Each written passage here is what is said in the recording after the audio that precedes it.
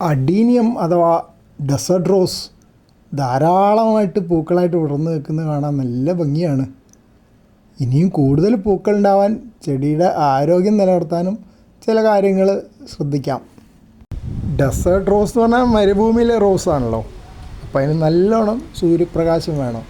ദിവസത്തിൽ 6 മുതൽ 8 മണിക്കൂർ വരെ നേരിട്ട് സൂര്യപ്രകാശം വേണം. അപ്പോൾ നല്ല വെയിലുള്ള സ്ഥലത്ത് തന്നെ നോക്കി വെക്കണം. വെയിൽ കുറഞ്ഞാൽ പൂവിടുന്നത് കുറയും. മഴക്കാലത്തൊന്നും പൂ കാണുകയില്ല. മരുഭൂമിയിലെ റോസ് ആയതുകൊണ്ട് നന അധികം വേണ്ട. മണ്ണ് നല്ലോണം ഉണങ്ങിയാൽ മാത്രം നനച്ചാൽ മതി. നനയ്ക്കുമ്പോൾ ആ പൂക്കളിൽ വെള്ളം ആവുകയാണെങ്കിൽ ചിലപ്പോൾ പൂക്കൾ ചീഞ്ഞുവാൻ സാധ്യത കൂടും. തണ്ടിൽ അല്ലെങ്കിൽ ചുവട്ടിലോ വെള്ളം കെട്ടി നിൽക്കുന്നത് ചെടിക്ക് ഇഷ്ടമുള്ള കാര്യമല്ല. പൊട്ടാസ്യം അടങ്ങിയ വളങ്ങൾ എല്ലാ ചെടികൾക്കും ഈ ചെടിക്ക് പ്രത്യേകിച്ചും പൂക്കളുണ്ടാവാൻ നല്ലതാണ്. അപ്പോൾ ചാരം പൊട്ടാസ്യം കൂടുതലുള്ളൊരു വളമാണ്. അല്ലെങ്കിൽ പിന്നെ NPK മിക്സറിൽ പൊട്ടാസ്യം കൂടുതലുള്ള മിക്സ്ചർ വാങ്ങിക്കാം.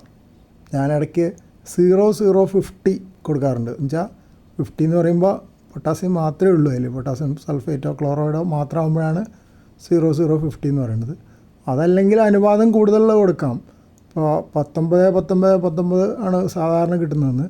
അതിന് പകരം K കൂടുതലുള്ളത് നോക്കിയിട്ട് വാങ്ങിക്കാം.